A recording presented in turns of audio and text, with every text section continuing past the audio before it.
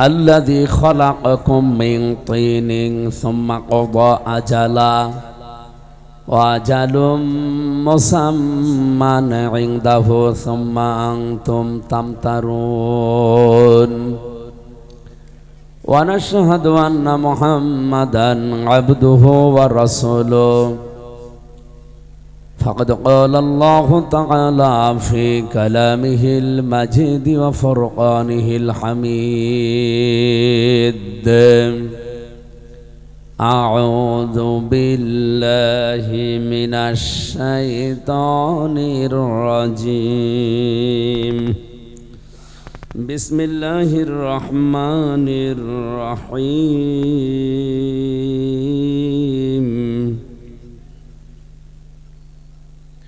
إن أكرمكم عند الله أتقاكم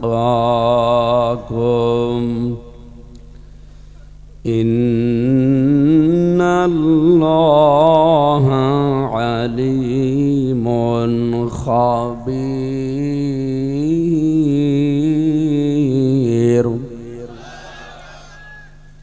إن أكرمكم عند الله أتقاكم إن الله عليم خبير صدقت يا ربنا. عن أبي هريرة رضي الله تعالى عنه قال قال النبي صلى الله عليه وسلم أوصيكم بتقوى الله إلى آخر الحديث رواه الترمذي. وقال تعالى في شان حبيبي اللهم صل على سيدنا مولانا محمد وعلى آل سيدنا مولانا. আলহামদুলিল্লাহ। হযরতে সুলাইমান আলাইহিস সালাম আল্লাহর কাছে দোয়া করেছিলেন। এটা সূরা সুয়াদের ভেতরে আছে 23 নাম্বার পারা 35 নাম্বার আয়াত। ক্বালা রাব্বিগফিরলি ওয়াহাবলি মুলকান লা ইয়ানবাগি লিআহাদিম মিন বা'দি ইন্নাকা আনতাল ওয়াহ্হাব। সুলাইমান নবী বলে, হে আমার রব, আমাকে মাফ করেন। কথা বুঝতেছে? কোরআনে কারিমে আমি 25 জন নবীর দোয়া পেয়েছি। হযরতে আদম নবী বাদ দিয়ে প্রত্যেকটা নবীর দোয়া আমি মাঝে মাঝে চিন্তা করি। প্রত্যেকটা নবীর দোয়া আছে কোরআনে, শুধু আদম নবীরটা তার নিজের কেন্দ্রিক। তিনি বলেছিলেন, রব্বানা যালামনা আনফুসানা ওয়া ইল্লাম তাগফির লানা ওয়া তারহামনা লানাকুনান্না মিনাল খাসিরিন। এগুলো আমরা পড়ি না? নবীজি বলেন, কোন আদম সন্তান যদি মন থেকে এই দোয়াটা পড়তে পারে, এই আয়াতটা, আল্লাহ তাকেও আদম নবীর মতো মাফ করে দেবে। জবান খুলে আমরা আদমের সন্তানরা এবার পড়েন, রব্বানা যালামনা আনফুসানা ওয়া ইল্লাম তাগফির লানা ওয়া তারহামনা লানাকুনান্না মিনাল খাসিরিন। আমার মনে হয় পড়তে পড়তে এত পরিচিত হয়ে গেছে আয়াতটা, এখন অনেকের কাছে বাংলা মনে হয়। সুতরাং এটা আমার দরকার নেই। বাকি 24 জন নবীর দোয়া আমি একটা একটা করে বলবো। সুলাইমান নবী দোয়া করছেন, আল্লাহ আমাকে মাফ করে দেন, আমাকে এমন একটা রাজ ক্ষমতা দান করেন যে আমার পরে আর কাউকে দেবেন না। এই এদিকে তাকান। বলেন সুলাইমান নবী যে বললেন আল্লাহ আমাকে মাফ করেন, ওয়াহাবলি মিন লাদুনকা ওয়াহাবলি মুলকাল লা ইয়ামবাগি লি আহাদিম মিন বা'দি, আমাকে একটা রাজ ক্ষমতা দান করেন যা আমার পরে আপনি আর কাউকে দুনিয়ায় দেবেন না। নিশ্চয় আপনি আপনি মহাদাতা। এটা বাংলা অর্থ বললাম। এবার আসেন তো একটু ব্যাখ্যার দিকে যাই। আমার এই মাথার ভেতরে যতগুলো তাফসীরের বাণী আমি এখানে আত্মস্থ করেছি, প্রায় 42টার উপরে আমি দেখেছি আয়াতের সাথে মিলিয়ে মিলিয়ে।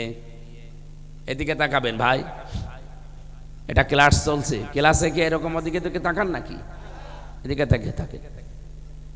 সুলাইমান নবী যে দোয়া করেছিলেন আল্লাহর কাছে রাজ ক্ষমতা দাও, উনি কি দুনিয়া ভোগ করার জন্য চেয়েছিলেন? কথা বলা লাগবে। টাকা পয়সার মালিক হওয়ার জন্য চেয়েছিলেন? বেশি বেশি বিয়ে করবেন এই জন্যে? কিসের জন্য? না, উনি চেয়েছিলেন যে আমিও মানুষকে দাওয়াত দেই, ফতোয়া দেই আল্লাহর বিধান মতো, কিন্তু এগুলো কার্যকর করতে পারি না। এগুলো কার্যকর করার জন্য রাষ্ট্র লাগবে, ক্ষমতা লাগবে। সারা জীবন যদি আমি চুরির বিরুদ্ধে ওয়াজ করি, কিয়ামত পর্যন্ত যদি হায়াত পাই, কিয়ামত পর্যন্ত বাংলাদেশে চুরির বিরুদ্ধে ওয়াজ করলে হাত কাটা সম্ভব না, যতদিন ক্ষমতা আল্লাহ আমাদের হাতে না দেবে। আমাদের নবীর দোয়া দেখেন, সূরা বানী ইসরাঈলের 80 নম্বর আয়াত। বিশ্ব নবী দোয়া করছেন, অকুর রব্বি আদখিলনি মুদখালা সিদকি ওয়া আখরিজনি মুখরাজা সিদকি ওয়াজআল লি মিন লাদুনকা সুলতানান নাসীরা। আমার মনে হয় এই আয়াতগুলো যদি কেউ বিবেক একটু খাটায়, এই পৃথিবীতে তার হেদায়েত পাওয়া সম্ভব। আমি আশা করব আপনার বিবেকটা আপনি কাজে লাগাবেন। এবার আমাদের নবী 3টা দোয়া করলেন এই আয়াতে। এই দোয়াগুলো তাকে শিখিয়েছে আমির হামজা। কে বলেন তো? দোয়া কবুল করবেন কে? সে আল্লাহ যদি শিখিয়ে দেয় তাহলে কবুল করতে দেরি হওয়ার কথা বুঝে শুনে বলেন। আমি প্রিন্সিপাল সাহেবের কাছে গেলাম, উনি আমাকে বলছে যে এইভাবে দরখাস্ত লেখো, এই দরখাস্তটা আমার কাছে জমা দিয়ে যাও। উনি যেইভাবে ভাষায় লিখতে বললেন আমি ওইভাবেই লিখেছি। শেষে লিখলাম, ইতি আপনার অনুগত ছাত্র আমির হামজা। একেবারে যা লিখতে বলেছে 15 লাইন আমি তাই লিখেছি। বলেন তো এইটা অ্যাকসেপ্ট করতে, গ্রহণ করতে, কবুল করতে দেরি হওয়ার কথা? আল্লাহ নিজে শেখাচ্ছেন দোয়াটা, তাহলে এটা তো কবুল করতে বেশি দেরি হওয়ার কথা না। যা শিখিয়েছে নবী তাই দোয়া করছে। এরপরও নবীজির এই 3টা দোয়া কবুল হয়েছিল 3 সময়। প্রথমটা কবুল হয়েছে সঙ্গে সঙ্গে, দ্বিতীয়টা কবুল হয়েছে 3 দিন পর। 3 নাম্বার দোয়া যেটা, ওয়াজআল লি মিন লাদুনকা সুলতানান নাসীরা, এই দোয়াটা কবুল হয়েছিল 6 মাস পর। উনি বলেছিলেন, রব্বুল আলামিন আমাকে নিরাপদে বের করে দাও, আর মদিনাতে যদি পৌঁছিয়ে দাও তাহলে রাস্তায় যেন কোনো বিপদ আপদ না আসে, নিরাপদে পৌঁছিয়ে দিও। আর মদিনাতে যাবার পরে এমন একটা রাজ ক্ষমতা আমাকে দাও যার ভেতরে তোমার সাহায্য থাকে। ও ঢাকাবাসী, জ্ঞানী মানুষ আপনারা রাজধানীতে বাস করেন, বলেন তো নবীজি যে ক্ষমতা চাইলেন আল্লাহর কাছে, আল্লাহর শেখানো দোয়া, উনি কি দুনিয়া ভোগ করার জন্য চেয়েছিলেন? বেশি বেশি বিয়ে করবেন এই জন্যে? বেশি বেশি সন্তানাদি জন্ম দেবেন এই জন্যে? পুরা মদিনা তার নামে লিখে নেবেন এই জন্যে? কেন? এই সহজ কথাটা বোঝেন না? আল্লাহ পাক বলেন, ইন্না আনজালনা আলাইকাল কিতাবা বিল হক লিতাহকুমা বাইনান নাসি বিমা আরাকাল্লাহ ওয়ালা তাকুল লিল খায়িনিনা খাসীমা। সূরা নিসা 5 নাম্বার পারা, এটা 14 নাম্বার পৃষ্ঠায় আছে। 15 নম্বর লাইনে 105 নাম্বার আয়াতে পাবেন। আল্লাহ বলছেন, হে নবী, আপনাকে আমি এই কিতাবটা সত্য সহকারে দিয়েছি। কি করবেন? শুধু চুমা খাবেন আর তাকের উপরে রেখে দেবেন। লিতাহকুমা বাইনান নাস, যেন আপনি বিচার করতে পারেন মানুষের ভেতরে এই কোরআন দিয়ে। কিভাবে? বিমা আরাকাল্লাহ, যেভাবে আল্লাহ আপনাকে দেখিয়েছেন। তাহলে বিচার ব্যবস্থায় যে নিয়ম নীতিগুলো কোরআনে আছে, এগুলো দেখিয়েছে কে? যেমন চুরি করলে হাত কেটে দাও, জেনা করলে সঙ্গে সার করো, ডাকাতি করলে বিপরীত দিক থেকে অঙ্গ কেটে দাও। এই যে বিধানগুলো, এগুলোকে আমার বানানো না, আল্লাহ দিয়েছেন এবং দেখিয়েছেন। আল্লাহ বলেন, শুধু আমি দেখাইনি, আমি দিয়েছি এবং দেখিয়েছি। কিভাবে কিভাবে করা লাগবে আল্লাহ সব জিবরাইলকে দিয়ে দুনিয়ায় দেখিয়ে দিয়েছেন। ওয়ালা তাকুল্লিল খায়িনিনা খাসিমা, হে নবী, আপনি বিশ্বাসঘাতকদের অনুসরণ করবেন না। সুতরাং কোরআনের বিচার ব্যবস্থা যারা চাই না, আল্লাহর কসম, এই আয়াত অনুযায়ী তারা আল্লাহর কাছে বিশ্বাসঘাতক। শব্দটা শুনলে যেমন কেমন মনে হচ্ছে? বিশ্বাস। আরো জোরে বলেন। আমার প্রশ্ন, আমার মনে হয় জবাব পেয়ে গেছেন যে নবীরাই যে 24 জন নবী একাধারে দোয়া করছে, আল্লাহ আমাকে রাজ ক্ষমতা দাও। এক একজনের দোয়ার এক এক রকম নিয়ম নীতি ছিল, কিন্তু সব দোয়ার সামারাইজ এইটাই যে রাষ্ট্র ক্ষমতা আমি চাই, তোমার বিধান যেগুলো দেখে দেখে চলার কথা ওইভাবে চলতে চাই। 54 বছরে কোরআনের কোন বিধান দেখে আপনি এদেশে চলতে পেরেছেন বলেন তো? একটাও না। আপনার বিবেকে কি কোনোদিন একটু চিন্তা আসে না যে বিমা আরাকাল্লাহ দিলেন আল্লাহ, যে আমি আল্লাহ যেভাবে তোমাকে দেখিয়েছি ওইভাবে তুমি কোরআন দিয়ে বিচার করবা? এটা আজ নেই। এই জন্য আমির হামজা 3 বছর বিনা কারণে জেলে ছিল। সালাউদ্দিন বাবু এই কারণে জেলে ছিল। আফজাল সাহেব এই কারণে জেলে ছিল। যদি কোরআনের বিচার ব্যবস্থা সেই 71 সালে আমরা এদেশে কায়েম করে দিতে পারতাম, আমি তো বিশ্বাস করি আমার 3 বছর না 3 দিনও জেলে থাকার কথা না।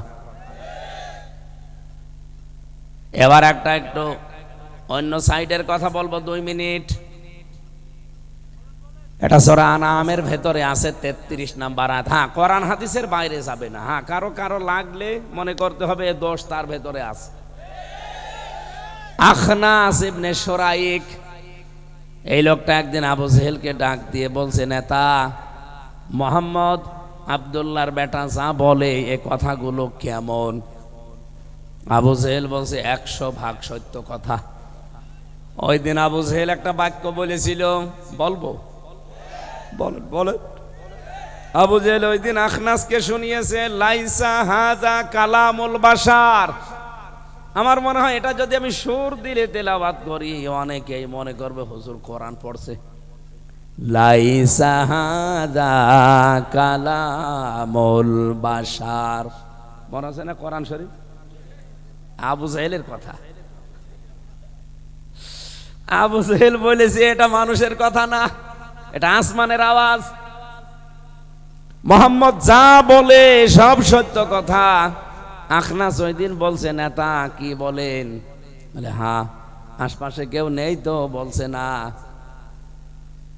তা আপনি নিজেই বলছেন সব সত্য কথা, আপনি মানেন না কেন?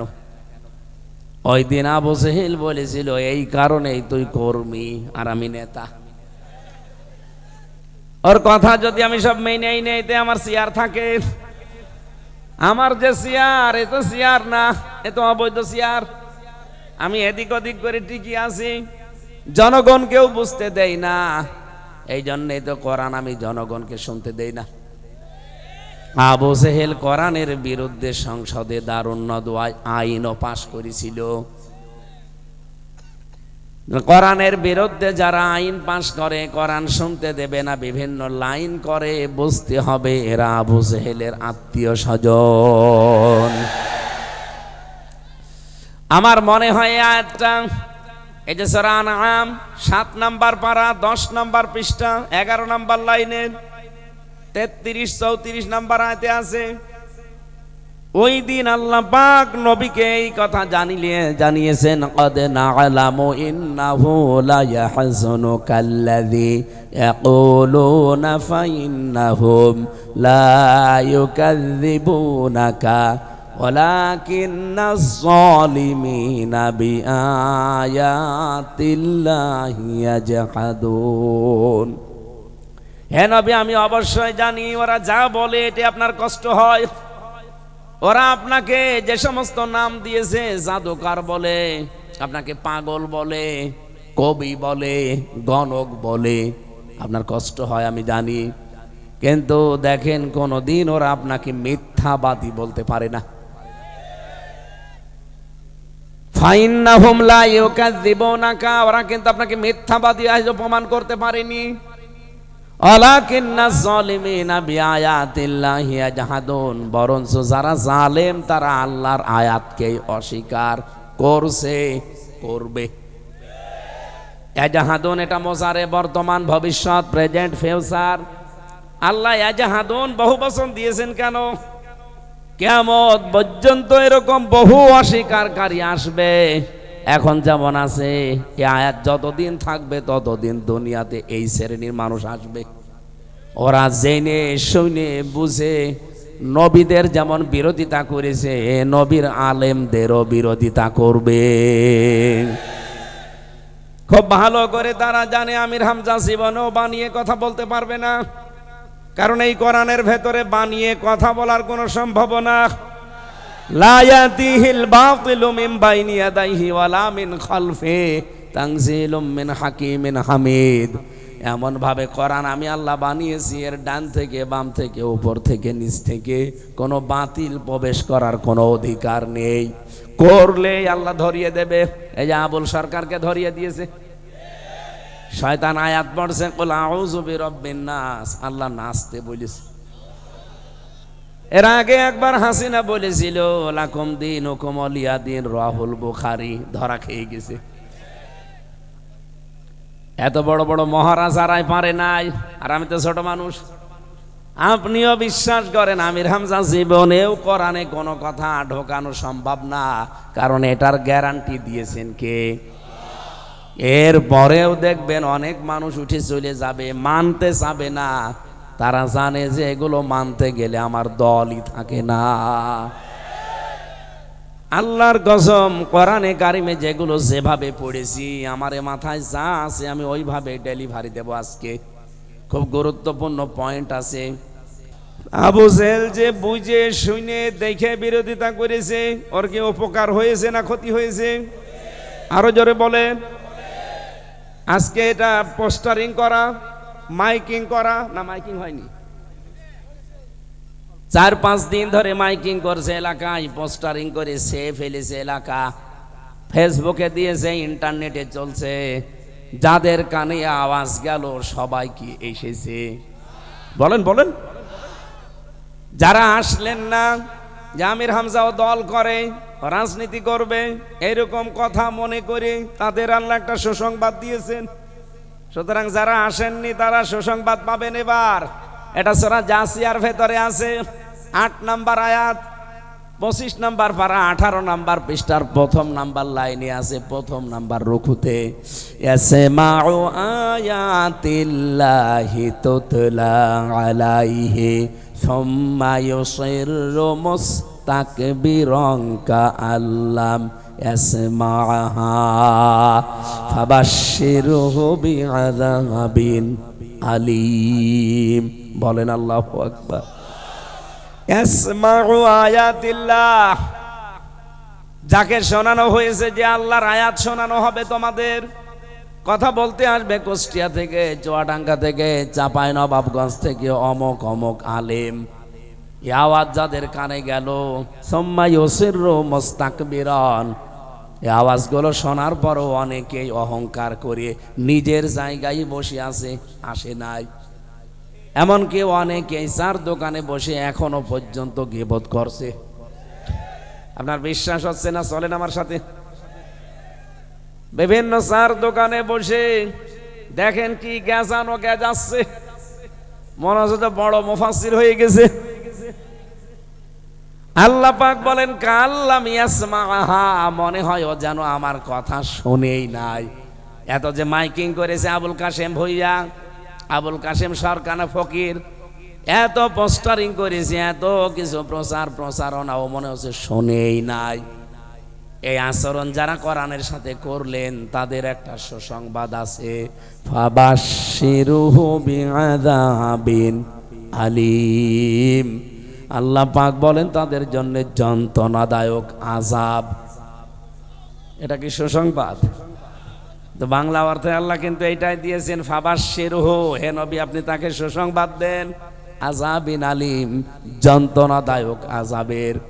সুতরাং যারা আসেন না রাজনীতি মনে করে বিভিন্ন শ্রোতা নাতা আমার উপরে দিয়ে, আপনাদের খুব কাজ ভালো হয়নি।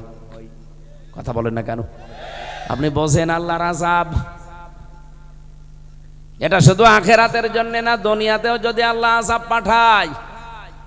এ শরীরের ভেতরে এখন 5.5 কেজি রক্ত চলাচল করছে। বিজ্ঞান এখন দেখাচ্ছে যদি এই 5 কেজি রক্তের ভেতরে 5 প্রকার ক্যান্সার হয়, যে কোনো এক প্রকার আল্লাহ লাগিয়ে দেয়, 14 বংশ বিক্রি করে ঔষধের পয়সা হবে না।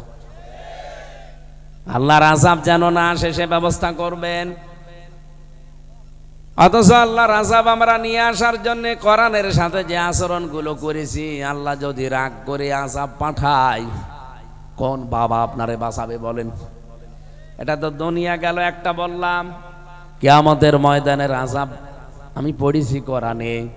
আল্লাহ পাক বলেন লাওয়াহাতুল লিল বাশার আলাইহা 19। এমন একটা ঘরে আমি তাকে মরণের পর প্রবেশ করাবো। যারা কোরআনের সাথে অহংকার করে চলেছে দুনিয়ায়, এদেরকে শুধু ঘরে প্রবেশ করাতে দেরি হবে, চামড়া খসাতে দেরি হবে না। নাযাআতাল লিশাওয়া, এদের শরীরের চামড়া এ ঘরে ঢুকলেই খসে যাবে। আমি আয়াতটা তাফসীর সহ পড়েছিলাম জেলখানায়। রিমান্ডে থাকাকালীন আমার আগে এক ভাইকে নিয়ে গেল, ভালো মানুষ গেল, আসার সময় দেখি চিল্লাচ্ছে। কি হয়েছে আপনার? দেখি ওর হাতের আর পায়ের নখ সব তুলে ফেলেছে, চামড়া, এই চামড়াও তোলে। আমাকে মেশিনগুলো দেখিয়েছিল কিন্তু আমার তোলেনি, আমার আগে তুলেছিল একজনকে। এভাবে চাপ দিয়ে ধরবে, প্লাস দিয়ে টান দিতে দিতে যখন বড় হয়ে যাবে, এত জোরে টান দেয় চামড়া ফট করে উঠে আসবে। শুধু উঠে আসবে না, ওর উপরে তখন লবণ ছিটিয়ে দেয়। চট্টগ্রামে বাড়ি ওনার, আমার পাশের রুমে ছিল, আমি দেখেছি। ওই যে মিনি আয়না ঘর যেটা ছোটটা, ওর ভেতরে আমরা ছিলাম। নখ তুলে দেখি এমনি দিয়ে রক্ত বের হচ্ছে। কি ভাই এখানে কি অবস্থা? নখ নেই। সে নখ তুলে ছিঁড়ে দেয়নি, এর ভেতরে সুই দিয়েছে। সুইটাও এই যে কাপড় চোপড় সেলাই করা সুই না, বস্তা সেলাই করা যে ভোমর, ওইটা। ও মেশিন আমিও দেখেছি। আমারে বলছে হুজুর এইটা দিয়ে আমরা নখ তুলি, আর এটা নখ তোলার পরে ভেতরে ঢোকাই। এই দেখেন কোরআন শরীফ হাত দিয়ে বলছে এটা কোরআন শরীফ। আমার রিমান্ডে যে লোকটা ছিল শেখ ইমরান হোসেন আর জাহিদ হাসান, এ দুইটাই এসপি। আর একটা যেটা প্রধান ছিল এটা আসাদুজ্জামান, কাউন্টার টেররিজমের প্রধান গোপালী।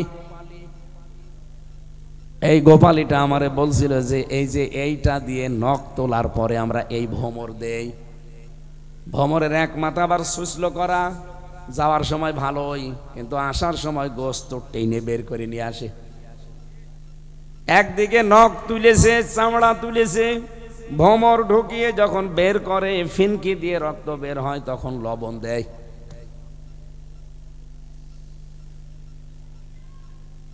এমনি এমনি এভাবে হয়ে যায়নি শরীরটা। বলেন তো আমার 19 সালে 18 সালে শরীর এরকম ছিল। কণ্ঠটাও নষ্ট করে দিয়েছে শয়তানরা, এমন এমন খাবার দিয়েছে।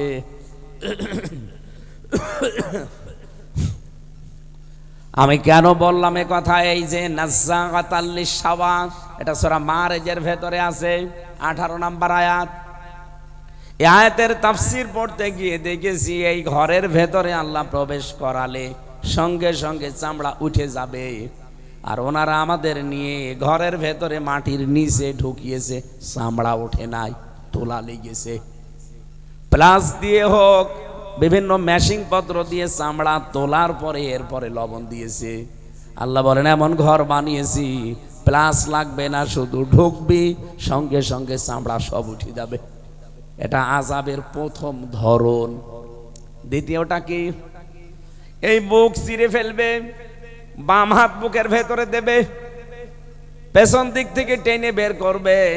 আপনার জীবনের যে কর্মকাণ্ড আছে, আমল নামা বলে, ওইটা হাতের উপরে দেবে। সামনে থেকে 19 জন ফেরেশতাকে আল্লাহ ফিট করে রাখবে। এই 19 জন ফেরেশতা ধরে টান দেবে। একদিকে পেছনে হাত দেওয়া, তাও বুকের ভেতর দিয়ে। 2 নম্বরে পেছনে ওর ওপরে আবার বই দেওয়া, আমল নামা। আসতে তো চাইবে না, বেঁধে যাবে। এত জোরে হ্যাঁচকা টান মারবে, বুকের হাড় গোড় সব ভাঙতে ভাঙতে চলে আসবে। বলেন তো আযাবের যে ধরন বলছে কি সহ্য করার মতো? বলেন বলেন। সুতরাং যারা আসেন নাই খুব লাভ করেননি। কি লাভ হয়েছে ওদের? আমরা যারা এসেছি আমাদেরকে আল্লাহ একটা দায়িত্ব অলরেডি দিয়ে দিয়েছেন। ওদের তো সুসংবাদ শুনলেন কেমন, এবার আমাদেরটা শোনেন। আল্লাহ পাক বলেন ওয়ানজালনা ইলাইকা যিকরা লিতুবাইয়িনা লিন-নাসি মা নুযিলা ইলাইহিম ওয়া লাআল্লাহুম ইয়াতাফাক্কারুন। এটা সূরা নাহলের ভেতরে পাবেন, 44 নম্বর আয়াতের শেষের দিকে আছে, 14 নম্বর পারা 11 নম্বর পৃষ্ঠার 4 নম্বর লাইনে আছে। আল্লাহ বলেন এই কোরআন শরীফ আপনাকে দিয়েছি মানুষের কাছে দলিল প্রমাণ সহ বর্ণনা করবেন। কোন মানুষের সামনে আপনি কথা বলবেন? লিতুবাইয়িনা লিন-নাস, যারা জীবিত মানুষ। কি মানুষ? বাংলাদেশের সিস্টেম মনে হচ্ছে আবার আগের মতো ফিরে যাচ্ছি আমরা। 15.5 বছরে আমাদের জীবিত মানুষদেরকে কোরআন শোনানো বড় কঠিন হয়ে গিয়েছিল। যারা জীবিত মানুষদের কোরআন শোনানোর কথা শুনলে 44 ধারা জারি করে দিত, হট্টগোল বাঁধিয়ে দিত, 14 জায়গায় অনুমতির সিস্টেম করত। এই কথা বলছে না কেন? মূল কথা এই কোরআন যেন জীবিত মানুষ শুনতে না পারে। অথচ ওই লোকটা যে বাধা দিয়েছে, ওর মা মরে যাক, বাবা মরে যাক, আমারে ডাক দিয়ে বলবে হুজুর কোরআন পড়ে দেন।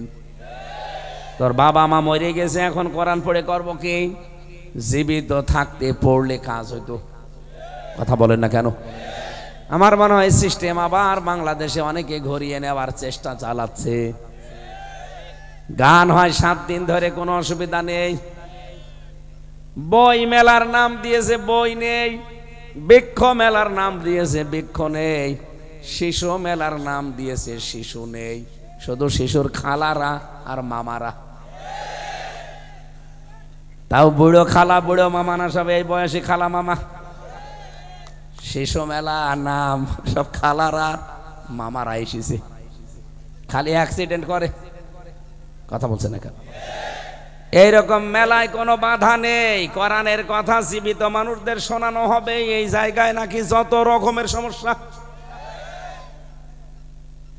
এমনকি কথাও বলা হয় যে না, কোরআনের নাম নিয়ে রাজনীতি করে। আমি তো আগেই বলেছি, কেন আপনি এ লাইনে আমারে নিয়ে আসলেন?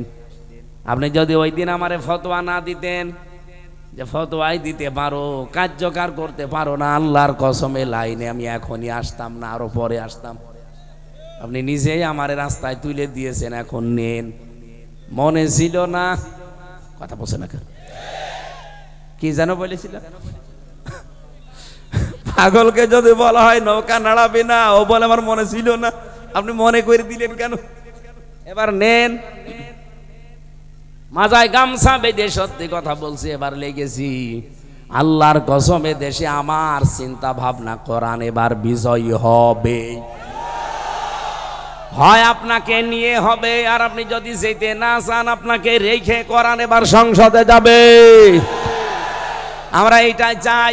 জামাত ইসলামী বাংলাদেশ, চরমনাই পীর, বিএনপি এটা বুঝি না আল্লাহর কসম। বিএনপি যদি আজকে ঘোষণা দেয় ক্ষমতায় গেলে আমরা কোরআনের বিধান চালু করব, সবাইকে বলবো বিএনপিকে সাপোর্ট করেন। জামাত ইসলাম যদি বলে আমরা ক্ষমতায় গেলে কোরআনের বিধান চালু করব, সবাইকে বলবো জামাতকে সাপোর্ট করেন। আমরা চাই এই বিধানটা এবার দেখতে। 54 বছর শুধু রসগোল্লার ওয়াজ করেছি আফজাল সাহেবের সামনে, খাওয়াতে পারিনি, এবার খাওয়াবো। খাওয়ানোর পরে বলবো কেমন লাগে, জীবনও ভুলতে পারবে না। একবার রসগোল্লা যে খেয়েছে ও আবার খেতে চাইবে। 55 বছরের জন্য বাংলার মানুষ আল্লাহর কসম আফসোস করবেন, কেন এর আগে কোরআন শরীফকে সংসদে পাঠালাম না। এই জন্য নবীরা যে দোয়া করেছিল আমাদেরও একই দোয়া। দুনিয়া ভোগ করার উদ্দেশ্য আল্লাহর কসম আমার নেই, তাহলে আমি মালয়েশিয়া থেকে, সিঙ্গাপুর থেকে আল্লাহর কসম আমি আসতাম না। ওখানে আমার লাইফ আমি সেটেল করে নিতাম, এর চাইতে বহু সম্মানী ছিলাম ওখানে। ওখানে হাজার হাজার মানুষ আমাকে পাগল পাড়া করে ফেলতো কোরআনের কথা শোনার জন্যে। আর অর্থনৈতিক টাকা পয়সা তো পায়ের কাছে নিয়ে ফেলে রাখতো। আমার সাথে হোসাইন ছিল, জিজ্ঞাসা করে দেখেন, এখানে আপনারা 10টা মাহফিল করলে যে টাকা দেন ওরা একটাই তাই দিত। সম্মান, মর্যাদা, চলাফেরা আর আমায়েশ এখানকার চাইতে ওরা কমপক্ষে 30 গুণ বেশি ভালো। এর চাইতে 30 গুণ বেশি এগিয়ে আছে তারা। সেখান থেকে আমি এসেছি একটাই উদ্দেশ্য নিয়ে, দুনিয়ায় বেশি বেশি বিয়ে শাদী করবো তা না। কারণ বিয়ে যদি আমি এখনই ফেসবুকে দিয়ে দিই যে বিয়ে করব, প্রতিদিন আমি 100টা করে বিয়ে করতে পারি। এত বিয়ে করে করবো কি? আমার বিয়ে করার উদ্দেশ্য না মাল কামাবো, টাকা পয়সা না, আমার দরকার নেই। কারণ আমার তো ছেলে নেই যে টাকা পয়সা কামাই করে ছেলের জন্য রেখে যাব। মেয়ে দিয়েছে আল্লাহ 3টা, যা করব কামাই সব খাবে ওই জামাই। লোকের ছেলের জন্য কামাই করে করব কি? যা করেছি ওইটাই লোকের ছেলে খেয়ে বাঁচুক। আমার যতদিন আছে জীবনটা আমি চাই আল্লাহর বিধান এবার আমি এই চর্ম চোখে দেখতে চাই। এটা যদি সত্যিই মনে করেন যে রাজনীতি, হ্যাঁ আমি আবার বলছি এটাই আমার রাজনীতি। কেউ যদি মনে করেন এটা হুজুরের ধান্দাবাজি, হ্যাঁ এইটাই আমার ধান্দাবাজি। আমি আপনার কাছে কোরআনের জন্য ধান্দাবাজ হতেও রাজি আছি। নবীদের দোয়া ফলো করলেন না? কি কি দোয়া করেছে তারা? তারা দুনিয়া কামাই করার জন্যে, ভোগ করার জন্যে, ক্ষমতা পাওয়ার জন্যে না। তাদের উদ্দেশ্য ছিল যা বলি ওইটা কার্যকর করার জন্য ক্ষমতা লাগবে। আশা করছি আপনি বুঝেছেন। এরপরও যদি না বোঝার ভান করে থাকেন, আল্লাহর কসম হয় আপনি আবু জেহেল নাই তার ভাইরা ভাই। ও তো বুঝে শুনে জেনে বিরোধিতা করেছিল, আপনি তো তাই করছেন। কি তাই করবেন? আর করবেন তাই?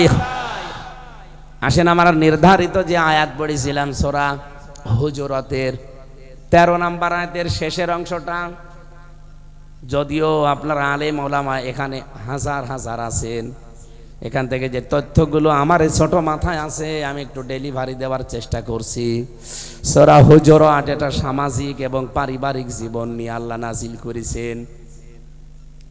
রব্বুল আলামিন আমার তেলাওয়াত কিন্তু আয়াতে যেটা জানিয়েছেন শোনেন, ইন্না আকরামাকুম ইনদাল্লাহি আতকাকুম ইন্নাল্লাহা আলিমুন খবীর। আল্লাহ পাক বলেন পৃথিবীতে সব চাইতে বেশি সম্মান আমি আল্লাহর কাছে তোমাদের ভেতরে সেই লোকটার যার ভেতরে আমি আল্লাহর ভয় বেশি। তার মানে আল্লাহকে যারা সব চাইতে বেশি ভয় করতে পারবে তাদের সম্মান মর্যাদা আল্লাহর কাছে তত বেশি। কথা বলেন ঠিক কিনা? এই শব্দটা এত মারাত্মক শব্দ। এই এদিকে তাকান। এই পৃথিবীতে কোরআনে কারিমের ভেতরে পেয়েছি আল্লাহ রাব্বুল আলামিন বিশ্ব নবীকে প্রথমে আদেশটা দিয়েছিলেন কোরআনে। সূরা আহজাবের 1 নাম্বার আয়াতে পাবেন, ইয়া আইয়ুহান নাবিয়্যুত্তাকিল্লাহ, হে নবী আপনি আল্লাহকে ভয় করেন।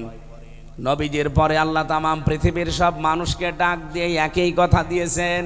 সূরা নিসার প্রথম নাম্বার আয়াতে আছে, ইয়া আইয়ুহান নাসুত্তাকু রাব্বাকুম, হে মানব মণ্ডলী তোমরা তোমাদের রবকে ভয় করো।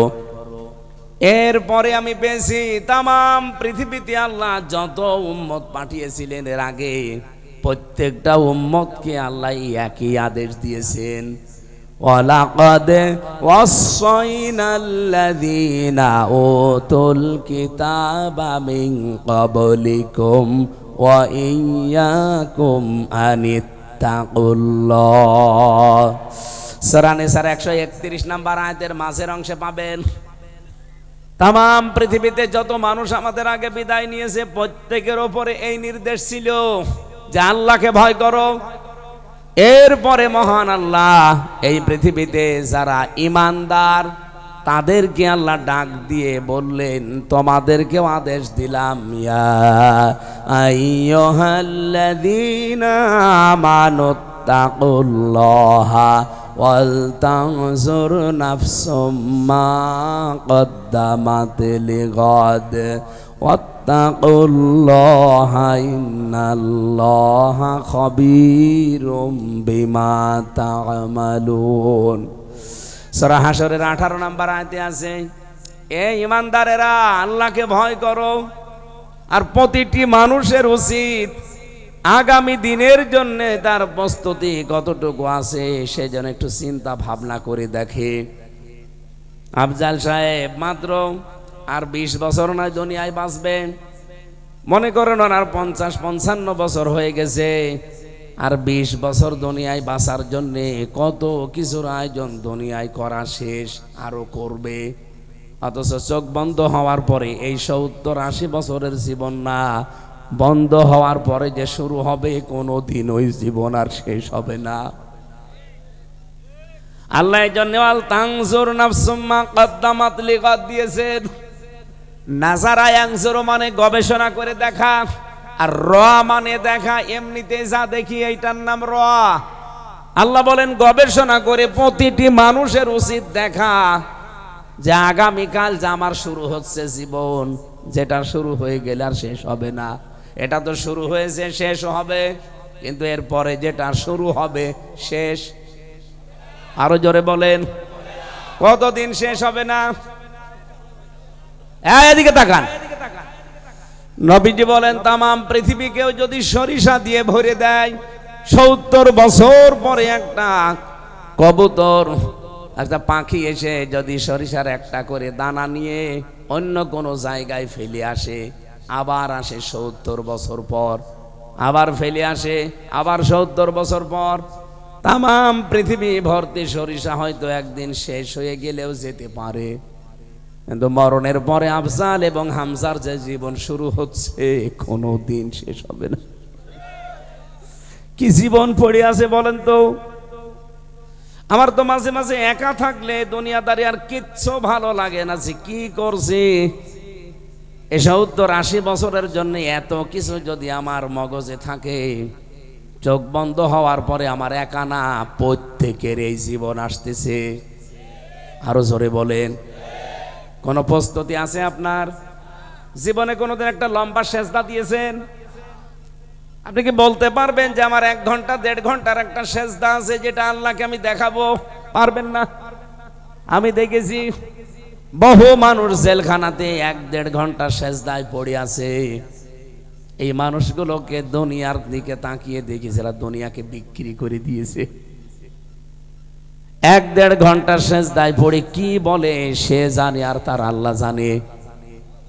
কিয়ামতের দিন এই লোকটাও দাঁড়াবে, হামজাও দাঁড়াবে। আমার তো এরকম গোপনে কিছু করা আল্লাহর কাছে দেখানোর মতো নেই, উনি দেখাতে পারবে। ও ভাইরা, আমি আমার ঈমান থেকে বলছি, এখনই সংশোধন হওয়ার সময়। কেউ কারো না, পৃথিবীতে যত মানুষ আপনার আত্মীয় স্বজন যত রকমের আছে, পৃথিবীর জমিন শেষ করার পরে সবার সাথে একদিন দেখা হবে, কিন্তু কেউ আপনার পরিচয় দেবে না। প্রথমে আমি পেয়েছি ভাইয়ের নাম, মায়ের নাম, বাবার নাম, স্ত্রীর নাম, সন্তানের নাম, বন্ধুর নাম, এরপরে নেতা যারা নেত্রী আছে এদের নাম। এই মানুষগুলো কিয়ামতের দিন আপনার সাথে দেখা হবে, কিন্তু কেউ আপনার পরিচয় দেবে না, দেখলেই দৌড় দেবে। কিন্তু একজনের সাথে আর কোনোদিন এই দুনিয়ার জমিন শেষ করার পরে আর দেখা হবে না, তিনি হচ্ছেন আপনার বোন। কি বললাম? কথা বুঝতেছেন? সবার সাথে মরণের পরে আপনার দেখা হবে একবার, কিন্তু পরিচয় দেবে না সে, কারণ সম্পর্ক মরণের পরে সব কাট হয়ে যায়। ফাইদা নফিখা ফিস সূর ফালাং সাবা বাইনাহুম, এই যে নসব আনসাব দিয়েছেন, কোন রকমের সম্পর্ক আল্লাহ রাখবে না। সে আত্মীয়তার সম্পর্ক হোক, দলীয় সম্পর্ক হোক, বংশগত সম্পর্ক হোক, কোনো সম্পর্ক থাকবে না, সব আল্লাহ বলেন কাট হয়ে যাবে। ইয়াউমাইযি ওয়ালা ইয়াতাসালুন, এমনকি কেউ আপনার সম্পর্কে জিজ্ঞাসাও করবে না যে হামজা কেমন আছো। কিন্তু একজনের সাথে আর কোনো দিন আপনার সাক্ষাৎ হবে না, দেখাও হবে না, সেটা আপনার বোন। আমি আয়াতের তাফসীর পড়তে গিয়ে দেখেছি বোনের সাথে যেহেতু কোনোদিন আর দেখা হবে না, এজন্য আমরা যারা জ্ঞানী মানুষ আছি, দুনিয়ায় যাদের বোন আছে, বোনের হক ফাঁকি দেবেন না। যেহেতু তার সাথে আর কোনোদিন আপনার দেখাও হবে না, সাক্ষাৎও হবে না, কথাও হবে না, এ দুনিয়ায় শেষ। কিন্তু বহু মানুষ আমরা দেখি এই পৃথিবীতে বোনের সম্পদ আত্মসাৎ করে মেরে খায় না। ঢাকায় সব নেই? বলেন বলেন, আপনি আসলেন কেন? আপনার কাছে চা আছে? এখানে বসে থাকেন, এটা রিসেট করো, পয়েন্টটা তো করার জন্য শেষ করুন। এখানে নড়াচড়া করবেন, বসেন একবার। ওয়াজ যারা দেয় এরা শোনে না তো, খালি বিভিন্ন জিনিস দেখি বেড়ায় না। ওর কাছে কে কি চাইছে, ওর ডিস্টার্ব করা কি দরকার? এলাকায় মনে হয় ক্লাসের ভেতরে চা খায় নাকি স্যার? না, এরকম করছে কেন? আমি ক্লাস করাচ্ছি না একটা। ও ঢাকাবাসী, আমার এই ব্রেনের ভেতরে বাস্তবতা আমি যা ঢুকিয়েছি দেখেন, এই দেশে কোনো ভাই আমার যতটুকু বিশ্বাস, সে জীবনে ওই আয়াত শোনার পরে আর চাইবে না যে আমার বোনকে আমি ফাঁকি দেই। কিন্তু আমরা 100 জনের প্রায় 90 জন আজ ফাঁকি দিচ্ছি, যাদের কারণে, সেটা হচ্ছে আমার বউ। আমার বউর কারণে আমার বোনকে আমি ফাঁকি দিচ্ছি, তার অধিকার নষ্ট করছি। আমি জানি মেয়ে লোক এই কথা শুনলে এখনই বরদোয়া করবে যে হুজুর মরুক, মরবো, আমি মরবো তাও বলবো, কারণ এটা বাস্তব আছে কিনা বলেন। হাজারো বোর কারণে তার ভাইরা 100 ভাগ বোনের হক আদায় করতে আজ পারছি না। এরকম দজ্জাল বউ আছে কার? হাত তোলেন তো। ঢাকায় তো নেই, আমি আলহামদুলিল্লাহ, ওই যে একজন আছে, হ্যাঁ, ও মনে হয় বাইরের জেলা, ও ঢাকার হলে হাত তোলে। সম্মানিত মা বোনেরা, মাপ চাচ্ছি আপনাদের কাছে, আলহামদুলিল্লাহ আপনাদের কোনো স্বামী হাত তোলে না। যে 2 জন হাত তুলেছে মনে হয় রংপুরের, রংপুরের না হলে হাত তোলে। যাক আলহামদুলিল্লাহ, অনেক ভালো আছেন। বনের হক ফেরত দেওয়া লাগবে। অনেকে বলে মাঠের জমি দিয়েছি, বাড়ির জমি, দোকান, এগুলো দেওয়া লাগবে। দেওয়া লাগবে না মানে? সাহাবায়ে কেরাম ভাগ করার সময় বাড়িতে যে খাবার খাওয়ার প্লেট এইটাও ভাগ করে দিতেন, খাবার খাওয়ার যে গ্লাস এইটাও ভাগ করে দিতেন, রান্না করার কড়াই পর্যন্ত ভাগ করতেন। আর আপনি মাঠের জমি দিয়ে দিয়েছেন, বাড়িটা দিতে চান না, বলে দোকানের ভাগ নেবে তো কোনোদিন আসবে না। আসবে না মানে? তোমার জন্ম দিয়েছে তোমার বাবা, আর ওইটাকে ডাউনলোড করে নিয়ে আসা। সুতরাং বোনেরকে ফাঁকি দেওয়া যাবে? কার ওদিকে তাকিয়ে এই হকটা নষ্ট করেন না। কার জন্য কি রেখে যাচ্ছেন? আপনার ওই স্ত্রী, ওই সন্তান, ওই মা বাবা এই বোনকে ফাঁকি দিয়েছে, গোনা করলেন, এই গোনা ওরা কেউ নিতে রাজি হবে? আপনি নিজের পায়ে তো নিজে কোড়াল মারলেন। আশা করছে এরকম পাগলামি দুনিয়াতে করা যাবে না। কিয়ামতের দিন যেহেতু সবার সাথে দেখা হলে সবাই পালাবে, পালাবে, পালানোর ধরন কি আল্লাহ পালানোর ধরন দিয়েছেন, ইয়াউমা ইয়াফিরুল মারু মিন আখিহি ওয়া উম্মিহি ওয়া আবি। কিভাবে পালাবে আল্লাহ সে ধরনও দিয়েছেন, যে মাজা তুলে দৌড় দেবে আপনাকে দেখলে। যেহেতু বোনের সাথে আর কোনোদিন দেখা নেই, সুতরাং দুনিয়ায় যতদিন আছে তার হকটা আদায় করার দরকার আছে না নেই? বনের জমি যারা ফাঁকি দিয়েছেন, তার টাকা পয়সা ফাঁকি দিয়েছেন, ফেরত দিয়ে দেবেন। আর আমরা বউকে বলবো, সম্মানিতা মা বোনেরা, পুত্রবধূ যারা আছেন, আপনি কেন এই কাজ করে নিজের আখেরাত নষ্ট করবেন? স্বামীকে আরো বারবার এই উপদেশ দেবেন, স্বামী আর যাই করো রক্তের সম্পর্কগুলো ঠিক রাখো, তাদের হকগুলো আদায় করো, আমাদের যা হচ্ছে হোক, কারণ তাদের এই হকগুলোর কারণে আমার আখেরাত তৈরি হবে। আল্লাহ আমাদের পরিবারে বউগুলো যেন এইরকম ব্রড মাইন্ডের তৈরি করে দেয়, বলেন আমিন। ও ঢাকাবাসী, কোরআনের যে আয়াত পড়ে এবার আমি এইদিকে যাই। আল্লাহ পাক বলেন, সবাইকে তো আদেশ এভাবে দিয়েছি, তোমাদেরকে আলাদাভাবে আদেশটা দিলাম। আমার কাছে সম্মান যদি পেতে চাও, তাকওয়া অর্জনের বিকল্প দুনিয়ার কোনো পদ্ধতি নেই। এখন তাকওয়া অর্জনের পদ্ধতি কি? আমাদের দেশের পদ্ধতি হুজুরের মতো বিশাল লম্বা জামা গায়ে দিয়ে, সুন্দর একটা টুপি আর রুমাল দিয়ে, হাতে তসবিহ নিয়ে, দুনিয়ার কোনো খেয়াল নেই, শুধু সুবহানাল্লাহ সুবহানাল্লাহ, বিশাল বুজুর্গ। এটার নাম তাকওয়া না। তাকওয়াকেও যদি অর্জন করতে চাই, এর তার প্রক্রিয়া পদ্ধতি 6টা। কয়টা? আরো জোরে বলেন। আমি কি বানিয়ে বলছি? তাফসীর থেকে নোট করেছি। 1 নম্বরে, এই পৃথিবীতে আপনাকে হকের অনু লাগবে। যেই লোকটা দুনিয়াতে হক অনুসন্ধান করে বেড়ায়, এটা তাকওয়া অর্জনের প্রথম পদ্ধতি, প্রক্রিয়া আছে। যে এখান থেকে আপনি যদি, এই যে এখানে 1 থেকে ফাজিল, 1 থেকে ফাজিলটা তাহলে 12 ক্লাস এখানে পড়ানো হয়, আপনাকে ওই 12 নাম্বার ক্লাসে যেতে হলে 1 থেকে শুরু করা লাগবে। 1-এ না পড়ে একবারে আপনি ফাজিলে পড়তে পারবেন। এর প্রক্রিয়া সিস্টেম তৈরি করা আছে, 1 2 3 4 5 এভাবে। তাকওয়া অর্জন যদি করে আল্লাহর কাছে সম্মান মর্যাদা বাড়াতে চান, দুনিয়ার প্রথম কাজ হবে আপনার হক অনুসন্ধান করা। এই পৃথিবীতে হক পাওয়া যায় কোথায়? সেখানে আপনাকে অনুসরণ করা লাগবে, অনুসন্ধানে লেগে থাকা লাগবে। আমাদের জাতির পিতা, আমরা যাকে জাতির পিতা স্বীকার করি, তিনি ইব্রাহিম আলাইহিস সালাম। কথা বলেন না কেন? বানানো জাতির পিতা থাকতে পারে, কিন্তু ওগুলো আমরা মানি না। কিন্তু আল্লাহ যাকে বানিয়েছেন, উনিও কিন্তু হক অনুসন্ধান করছিলেন। উনি কখনো কখনো দেখলেন যে তারকা, কখনো দেখলেন চন্দ্র, কখনো দেখলেন সূর্য, দেখার পরেই বলেছিলেন এটা আমার রব হবে। রব্বুল আলামিন বলেন, সর্বশেষ তাকে আমি হক অনুসন্ধানের কারণে দেখিয়েছি। সবগুলো যখন ডুবে গেল, অস্তমিত হয়ে গেল, তিনি তখন জাতির সামনে দাঁড়িয়ে ঘোষণা দিলেন, ইন্নী ওয়াজ্জাহাতু ওয়াজহিয়া লিল্লাযী ফাতারাস সামাওয়াতি ওয়াল আরদা হানিফা ওয়া মা আনা মিনাল মুশরিকিন। অবশ্যই আমি আমার চেহারা আমি ঘুরিয়ে দিলাম ওই আল্লাহর দিকে, যিনি আসমান আর জমিনের উদ্ভাবক। হানিফা, আমি একনিষ্ঠভাবে ঘুরলাম, লোক দেখানোর জন্যে না, দুনিয়ার কোনো স্বার্থ পাওয়ার জন্যে না, একনিষ্ঠভাবে আমি আল্লাহর দিকে ঘুরে পড়েছি। ওমা আনা মিনাল মুশরিকিন, আমি কিন্তু মুশরিক না।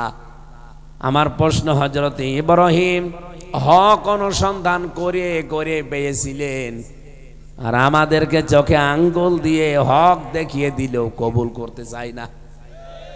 এক কথা বলা লাগবে, এরকম মানুষ দেশে আছে না নেই? উনি তো পেয়েছিলেন অনুসন্ধান করে করে করে, আর আমাদেরকে চোখে আঙ্গুল দিয়ে দেখা দেখছে এই যে হক, এরপরও মানতে চাই না। দ্বিতীয় নম্বরে পেয়েছি, এই পৃথিবীতে হক যদি কেউ পেয়ে যায়, আপনি যে প্রক্রিয়ায় যাবেন 1 2 3 4, তাহলে দ্বিতীয় নম্বর তাকওয়া অর্জনের প্রক্রিয়া, হক পেয়ে গেলে কবুল করা লাগবে। আমরা তো হক আপনাদেরকে দেখিয়ে দেই কোরআন হাদিসের মাধ্যমে, আপনি পেয়ে যাওয়ার পরেও কবুল করেন না। যারা কবুল করেছিল আপনি তাদের দিকে তাকান। এই পৃথিবীতে হক কবুল করে কেউ নিরাপদে ছিল না, প্রত্যেকেই হক কবুল করে মুসিবতে পড়েছিল। কথা বলেন না কেন? নবীরা দাওয়াত দিতেন হকের, হকের দাওয়াত দেওয়ার কারণে প্রত্যেকটা নবীর জীবনে কোনো না কোনো সমস্যা নেমে এসেছে, না আসে নাই? এমনকি নবীদের দাওয়াত যারা গ্রহণ করেছে, কবুল করেছে, তারাও বিপদে পড়েছে, না পড়ে নাই? তো এখান থেকেই তো হয়ে গেল সব।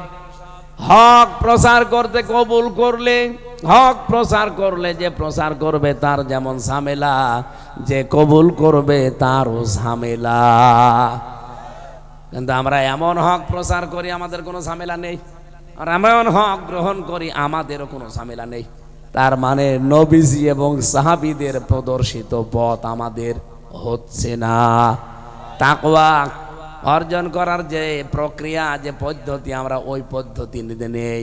এই জন্য এত বড় জব্বা থাকার পরও সুদ খাই, এত বড় জব্বা থাকার পরও আমরা দেখি জেনা করে ধরা পড়ে। এই কথা বলেন না কেন? কারণ প্রক্রিয়া আপনার নেই তাকওয়া অর্জন করার। এই আবার বলছি, এই পৃথিবীতে হকের অনুসন্ধানকারী আপনি হবেন, আর যদি পেয়ে যান আপনি হক গ্রহণ করবেন, কবুল করবেন।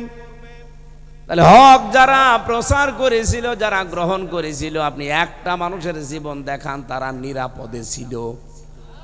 আমরা তো বহু ওয়াজ করেছি আপনাদের সামনে, হযরতে বেলালের, হযরতে খাব্বাবের, হযরতে সুমাইয়ার। তাহলে এদের সাথে যাদের জীবন মিলে যাবে তারা হকের এই প্রক্রিয়ায় আছে। আর আমরা এমন হকের দাওয়াত দেই, এমন হক গ্রহণ করি, দাওয়াত দিলেও ঝামেলা নেই, কবুল করলেও ঝামেলা নেই। তার মানে বুঝতে হবে আমার তাকওয়ার পদ্ধতি অবলম্বন হয়। আপনাকে রাগ করলেন? 3 নম্বরে বেশি হক কবুল করলেই হবে না, হক প্রচার করা লাগবে। এটা প্রক্রিয়া। হক আপনি প্রচার করেন, যারা প্রচার করেছে আপনি তাদের দিকে তাকান, কি জীবন ছিল তাদের। আল্লামা সাইদি রহমতুল্লাহ আলাইহি সারাটা জীবন হক প্রচার করেছে। জীবনের শেষ দিকে এসে 13 বছর সালেমের জেলখানায় কাটিয়েছে। আপনি কি হক প্রচার করেন যে জেলখানা না, জেলও নেই, খানাও নেই? আপনি এর আগে যাদের জীবনী শোনায়, যার মাযহাব মেনে আমরা চলি, অধিকাংশ মানুষ ইমাম আবু হানিফা 8 বছর হক প্রচার করার কারণে জেলে ছিলেন, নাকি তার নিজের দোষে জেলে ছিলেন? কথা বলেন, কথা বলেন। ইমাম মালিক 42 দিন রিমান্ডে ছিলেন হকের কারণে। তার হাত এখান থেকে ডিসকানেক্ট হয়ে গিয়েছিল, পেছনে বেঁধে রাখতো তারে। 42 দিন এভাবে একাধারে বাধা ছিল, মাঝে মাঝে প্রসাব পায়খানার জন্য খুলে দিত। এ হাত এখান থেকে হাড় সরে গিয়েছিল। আমি রিমান্ডে থাকাকালীন আমার শেষের দিকে এসে 9তম দিনে ওরা আমার ঝুলিয়েছিল। প্রায় 11 ঘন্টা মাজার সাথে দড়ি বেঁধে রেখেছিল। আমি যে ঝুলে থাকলে কত কষ্ট হয় আমি নিজে জেনেছি। শুধু প্রসাব পায়খানার জন্য একটু খুলে দিত, তাও 1.5-2 মিনিট। এরপরে আবার বলতো তাড়াতাড়ি করেন। আর ওনারে বেঁধে রেখেছিল হাতে দড়ি দিয়ে, রশি দিয়ে। 1-2 দিন, 5 দিন না, 42 দিন।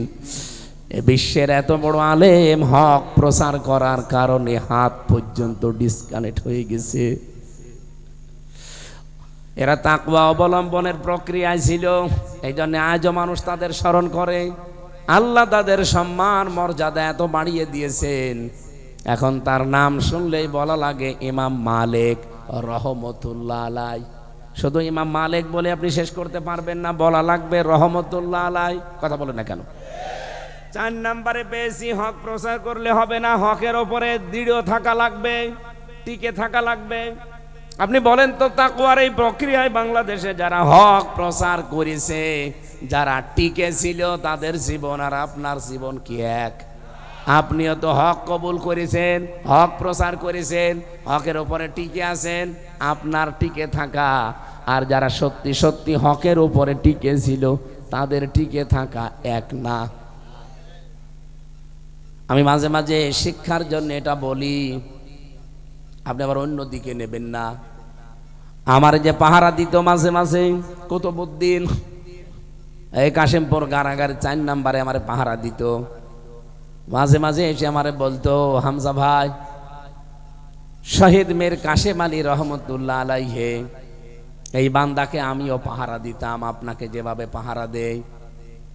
যেহেতু উনি ফাঁসির আসামি, আপনাকেও তো ফাঁসির ওই কন্ডেম সেলে ওই ঘরেই রেখে দিয়েছি। এই ঘরটাই মীর কাশেম আলী থাকতো। মাঝে মাঝে ওনার কাছে এসে বিভিন্ন গল্প শুনতাম। লোকটার ফাঁসি হবে আজকে রাত 10টা 1 মিনিটে। সন্ধ্যা 7টায় আসলাম আমরা। ওনারে এসে বললাম, স্যার মাত্র 3 ঘন্টা বাকি আছে, আপনি প্রস্তুতি নেন, আজকে আপনার ফাঁসি।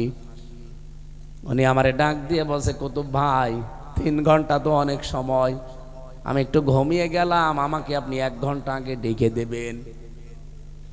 কুতুব আমারে বলছে, হামজা ভাই, উনি দেখলাম ঠিক ঘুমিয়ে গেল। 2 ঘন্টা ভালোভাবে ঘুমিয়েছে। ওনারে ডাকলাম, উনি উঠলো, গোসল করলো, 2 রাকাত নামাজ আদায় করে আমারে বলছে, আমি রেডি আছি, ডাক দেন জেলার সোফার রে, জল্লাদকে বলেন রেডি হতে, আমি পাঞ্জাবি পায়জামা তোর মেখে রেডি আছি, মনে আছে জান্নাতে যাবে। এটা তো নেনা। আমি বললাম, কেন জানেন? কুতুব ভাই আমারে বলছে, হামজা ভাই, আমি এখনো পর্যন্ত মিলাতে পারি না, যার 3 ঘন্টা পরে ফাঁসি সেই লোকটা 2 ঘন্টা ঘুমাইলো কি করে। অথচ তার ছেলে ব্যারিস্টার আরমান তখনও গুম হয়ে আছে, কোথায় আছে কেউ জানে না। এখন নাই জানছে, 8 বছর আয়না ঘরে ছিল, কিন্তু তখন তো উনিও জানতো না কোথায় আছে। তার স্ত্রী হাসপাতালের বেডে কাতরাচ্ছে, আইসিইউতে। তার দলীয় লোকজন হাজার হাজার লক্ষ লক্ষ পালিয়ে বেড়াচ্ছে। লক্ষাধিক মামলা মাথার উপরে নিয়ে কেউ ঘুরে বেড়াচ্ছে, পালিয়ে বেড়াচ্ছে।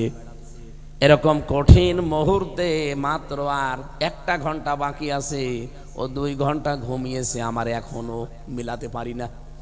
কুতুবরে ওই দিন বলেছিলাম, ভাই আপনি মিলাতে পারেন না, আমি মিলিয়ে ফেলেছি। এই আয়াতটা তখন আমার মনে পড়েছিল, সূরা হামিম সেজদার 30 নম্বর আয়াত। আল্লাহ পাক বলেন, ইন্নাল্লাযীনা ক্বালু রাব্বুনাল্লাহ, নিশ্চয় যারা এই কথা বলতে পারে আমাদের রব আল্লাহ, সুম্মাস্তাকামু, এর উপরে দৃঢ় থাকে, টিকে থাকে, অটল থাকে। বললে হবে না, টিকে থাকা লাগবে। তাতানাজ্জালু আলাইহিমুল মালাইকা, তার কাছে আল্লাহ 1 জন 2 জন না, মালাইকা বহু বচন, হাজার হাজার ফেরেশতা পাঠিয়ে দেয়। কি বলে এসে ফেরেশতারা? আল্লাহ তাখাফু ওয়ালা তাহজানু, কোনো ভয় নেই, কোনো চিন্তা নেই। ওয়াবশিরু বিল জান্নাহ, ওই জান্নাতের সুসংবাদ দিতে এসেছি। আল্লাতি কুনতুম তুআদুন, যার ওয়াদা আল্লাহ তোমাদের সাথে করেছে। আমার ওই দিন কুতুব ভাইকে আমার বলা এই কথাটাই ছিল যে, ভাই আমি মিলিয়েছি, যে লোকটা আল্লাহকে রব বলার পরে টিকে থাকে, আল্লাহ তার কাছে ফেরেশতা পাঠায়। মাস্ট বি তার কাছে ফেরেশতা এসেছিল এবং এই সুসংবাদ দিয়েছে যে আপনার ছেলে গুম হয়ে আছে, আপনার স্ত্রী হাসপাতালের বেডে আছে, আপনার দলীয় লোকজন পালিয়ে বেড়াচ্ছে, কোনো চিন্তা নেই, সবার দায়িত্ব আল্লাহ নিয়ে নিয়েছে। এই কথা তার কাছে ফেরেশতারা না বললে জীবনও তার ঘুম আসার কথা না। 2 ঘন্টা মাত্র, আর 1 ঘন্টা বাকি আছে ফাঁসির। বলতে আমার কাছে যত সহজ মনে হচ্ছে ভাইরা, এত সহজ না। যারা জেলে ছিল জিজ্ঞাসা করে। 3টা বছর আমার মনে হয় কমপক্ষে 1000 খানিক ঘুমের বড়ি আমার খাওয়া লেগেছে। তারপরেও তো আমার কোনো চিন্তা ছিল না। বাইরে আমার মা বাবা আছে, আমার শ্বশুর শাশুড়ি আছে, তারা ধনী মানুষ। আমার পরিবারে শুধু আমার ম্যাডাম, আর তখন তো মাত্র 2টা মেয়ে ছিল, ও চালানো কোনো ব্যাপারই না। এরপরে আমার দলীয় লোকজন সবাই খোঁজ খবর নিত। শুধু ভেতরে আমি 24 ঘন্টা তালা মারা। এই বাইরে যেহেতু বের করতে দিত না, 24 ঘন্টা তালা লাগানো। কোনো কাজ নেই, কাম নেই, কোনো ঝামেলা নেই, শুধু খাওয়া আর ঘুমানো। কিন্তু ঘুম আসে নাই 3 বছরে। এতগুলো ঘুমের বড়ি আমার খাওয়া লেগেছে।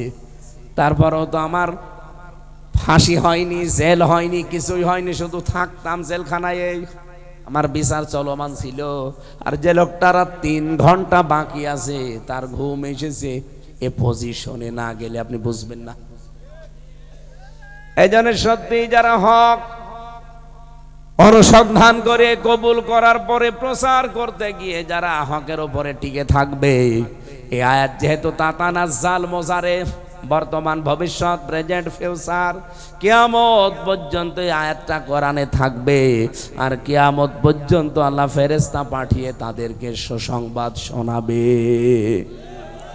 হক আপনি মানে তাকওয়া যদি এই প্রক্রিয়ায় অবলম্বন করেন, আপনি আল্লাহর কাছে দামি হয়ে যাবেন।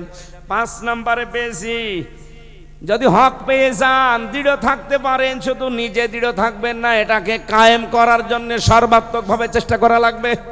আর সেই সময় এখন বাংলাদেশে এসে গেছে, হক এবার কায়েম করাই লাগবে ইনশাআল্লাহ। আরো জোরে বলেন ইনশাআল্লাহ। 6 নম্বরে বেশি, হক যদি কায়েম এবার হয়ে যায়, আপনি হাত গুটিয়ে বসে থাকবেন তা না, এই হককে কায়েম রাখার জন্য আপনি সর্বাত্মকভাবে সাহায্য করবেন।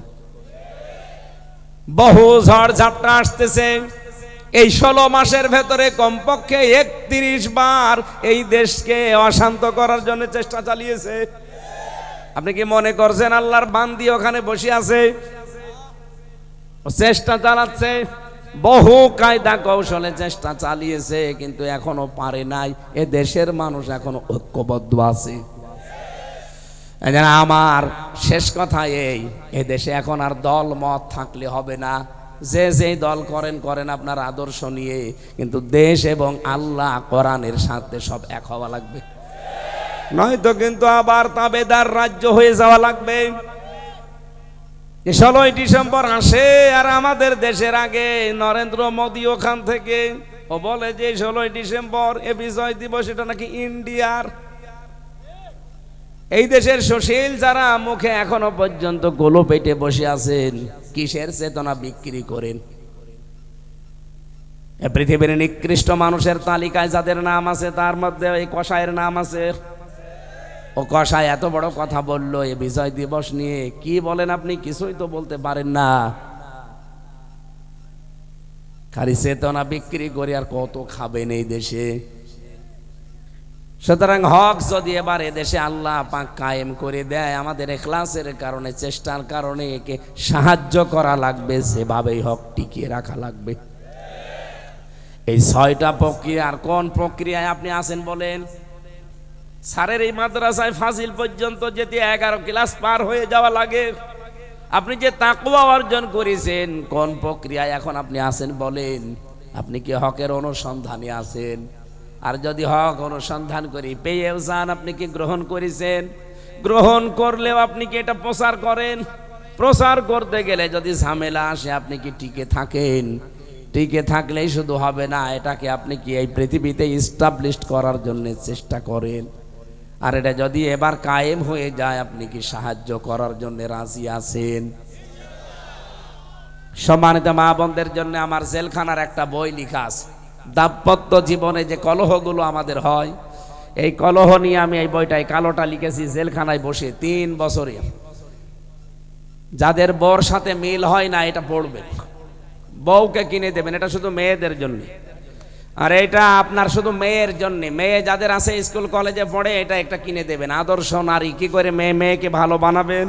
আর এটা নামাজের বই, এটা আমার জীবনের প্রথম লেখা, সেই বিশ্ববিদ্যালয়ে থাকতে লিখেছিলাম। নামাজের মেসাক থেকে একেবারে সালাম ফেরানো পর্যন্ত যা দেওয়ার সব দেওয়া আছে। এটা প্রত্যেকের বাড়িতে একটা একটা করে রেখে দিয়ে যখনই মনে আসবেন একটু দেখে নেবেন। এই 3টা অন্তত মেয়েদের একটা, আর বর জন্য একটা নিয়েছেন। ওই যখন গাড়ি আছে হয়তো, বা কোথায় আছে আমি জানি না, ওই গেটে আছে, সাদা গাড়ি থেকে যাওয়ার সময় নিয়েছেন। আল্লাহ আমাদেরকে হক যেভাবে অনুসন্ধান করার প্রক্রিয়া আমরা যেভাবে বলেছি কোরআন থেকে, এইভাবে প্রক্রিয়া অনুযায়ী হক অনুসন্ধান করার তৌফিক দিন। আল্লাহুম্মা আমিন। রব্বানা আতিনা ফিদ দুনিয়া হাসানা ওয়া ফিল আখিরাতি হাসানা ওয়া কিনা আযাবান নার ওয়া আদখিলনাল জান্নাতা মা'আল আবরার। রব্বুল আলামিন, রাত 12টা বেজে যাচ্ছে, গভীর রজনী পর্যন্ত কোরআনের কিছু কথা শুনেছি, যেভাবেই শুনলাম এইভাবেই কাজ করার তৌফিক দাও। দুনিয়ার জীবনটা কি এটা আমাদেরকে বোঝার সুযোগ করে দাও। আখিরাতের যে বিশাল জীবন আমাদের সামনে পড়ে আছে আল্লাহ, ওই জীবনের জন্য প্রস্তুতি নেওয়ার তৌফিক আমাদের ভিক্ষা দাও। এই গাজীর চট মদিনাতুল উলুম ফাজিল মাদ্রাসা, এখানে হাজার হাজার আলেম তৈরি হয়। প্রাক্তন ছাত্ররা তাদের উদ্যোগে এই তাফসির মাহফিলের আয়োজন করেছে। আল্লাহ এখানে যারা বেরিয়ে গেল তাদের উত্তম কর্মজীবনের ব্যবস্থা করে দিও। যারা এখানে দায়িত্বে আছে, মাদ্রাসার প্রিন্সিপাল সহ যত মানুষ দায়িত্বে আছে, দায়িত্বশীল মানুষদেরকে ওমরের মতো বানিয়ে দাও। মাহফিলের সম্মানিত সভাপতি আমাদের মুরব্বী আবুল কাশেম ভুইয়া, আল্লাহ তোমার এই গাঁও গোলামকে কবুল করো।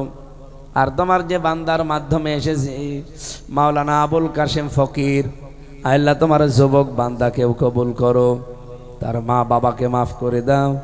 প্রধান অতিথি আমাদের সাবেক এমপি সাহেবকে মঞ্জুর করো।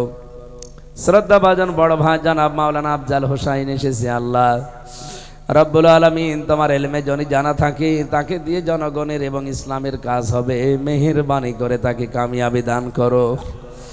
যত অতিথি এখানে বসে আছে, সামনে যারা আছে, পর্দার আড়ালে আছে, আমাদের সবাইকে দ্বীনের জন্য, ইসলামের জন্য সুস্থতা দান করো আল্লাহ। আগামীর দেশটা আল্লাহ তুমি একবারের জন্য হলেও কোরআনের হাতে তুলে দিও। চর্ম চোখে যেন দেখে মরতে পারি ৫৬,০০০ বর্গ মাইল তোমার কালাম দিয়ে চলছে।